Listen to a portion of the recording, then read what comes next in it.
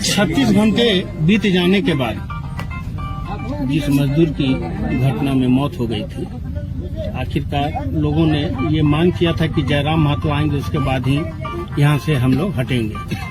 इसको आप किस नजर से देखते हैं?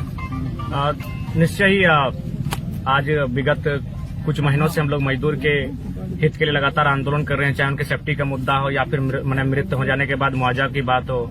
और कहीं न कहीं जो आंदोलन आज 1.5 सालों से छिड़ा है, उसका एक सकारात्मक पहल और प्रभाव यह है कि आज जनता अपने अधिकार के लिए सड़कों पर आने में देर नहीं लगाती है। वो प्रशासन हो चाहे जो भी हो, उनका कोऑपरेट रहे या ना रहे, सहयोग रहे या ना रहे, लेकिन वो कभी भी विचलित नहीं होती है। तो कुल मिलाकर 36 घंटे का आंदोलन, आज मृतक कालीचरण महतो, उनकी धर्मपत्नी हमारे समीप बैठी है। हालांकि इस दुख की घड़ी में पूरे परिवार के लिए हम लोग शोक संवेदना प्रकट करते हैं और इन्हें हिम्मत देने का प्रयास करते हैं। लेकिन जाने वाला तो वापस नहीं आएगा, लेकिन मुआवजा की मांग और आंदोलन इसलिए किया जाता है कि उनका आने वाला जीवन थोड़ा आसान हो सके। तो उसी क्रम में कंटिन्यू लगभग 3-4 चरणों में वार्ता हुई, जिसमें कुछ राजनीतिक दलों के लोगों ने भी भूमिका निभाई। उनका आभार करते हैं। हालांकि वार्ता पूरी नहीं हो पाई और कुल मिलाकर सबके तरफ से यह स्टेटमेंट आ रहा था कि डीबीसी जो है अपना मौखिक ही कार्य करती है, उनका इतिहास रहा है। डीबीसी ने भी इसी बात को दोहराया कि हम लोग 70 बार इस प्रकार की वार्ताएं हुई है मृतक की मौत के बाद और मौखिक ही हुई है।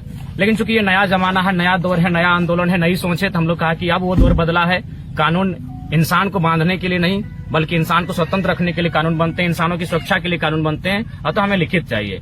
और उसी क्रम में रात 2 बजे लगभग 1.5 से 2 घंटे की वार्ता हम लोग की पुनः हुई, जिसमें डीजीएम थे और एक अधिकारी थे आपके डीबीसी के, और साथ में स्थानीय एसडीएम महोदय थे, एसडीपीओ महोदय थे और थाना प्रभारी चंद्रपुरा थे और थाना प्रभारी, स्थानीय थाना प्रभारी भी थे। उनके नेतृत्व में और उनकी उपस्थिति में वार्ता हुई। वो वार्ता हमारी विफल रही। कुल मिलाकर उस समय एक कागज की पर्ची में लिख के दिया गया, जो हमने कहा ये तो बच्चा भी स्वीकार नहीं करेगा, ना उसमें मोहर, ना कोई लेटर हेड। और हम लोग की मांग यही थी कि ठीक है, डीबीसी सेंट्रल चीज है, सेंट्रल बॉडी है, लेकिन जो भी आपका प्रावधान है उसे हम लोग लिख कर दीजिए।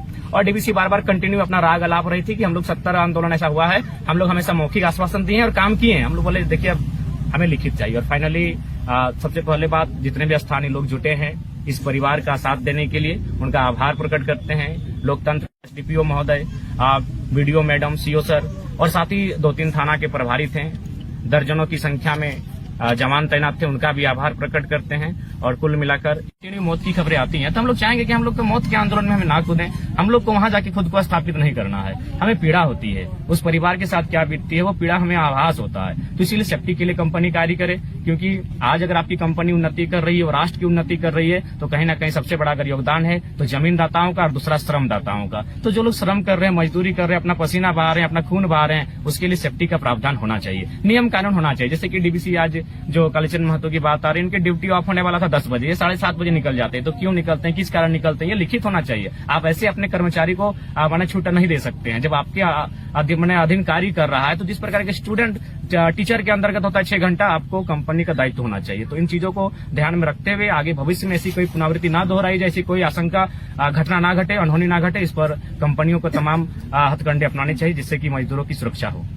जयराम जी, राज्य बड़ा है, समस्याएं अनेक है, हर क्षेत्र में बहुत ऐसी बातें हैं जहां पर लोग आपको एक आशा भरा नजर से देखते हैं, उसको किस तरह से पाटेंगे आप? देखिए, बिल्कुल काफी कम आयु है और दिल से हम कहते हैं इतनी छोटी आयु में इतनी बड़ी रिस्पॉन्सिबिलिटी के लिए हम तैयार नहीं थे।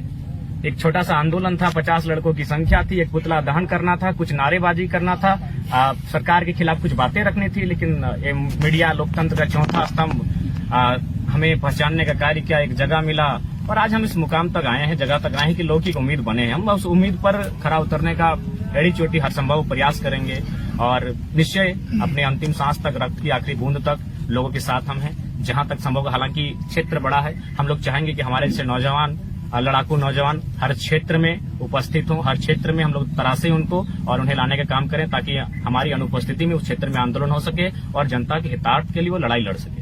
अभी मुआवजा के तौर पर मैनेजमेंट या स्थानीय प्रशासन के द्वारा क्या मुआवजा दिया गया? जो कि डीबीसी सेंट्रल बॉडी है और उसका जो नियमन बलि में आता है, लगभग 18 लाख के आसपास का कुल रकम राशि बनती है और उनकी आश्रित पत्नी को 4,500 रुपए के आसपास प्रति माह पेंशन और 2-3 लाख रुपए एक्स्ट्रा प्रशासन के द्वारा दिए जाएंगे। कुल मिलाकर 22-23 लाख का मुआवजा बनता है और उम्मीद करते हैं, हालांकि उस मनुष्य की तो भरपाई नहीं हो पाएगी, पर यह जो मुआवजा मिलेगा इस परिवार का जीवन थोड़ा आसान हो पाए, बस यही हम लोग कामना करते हैं। और ये कागज है जो लिखित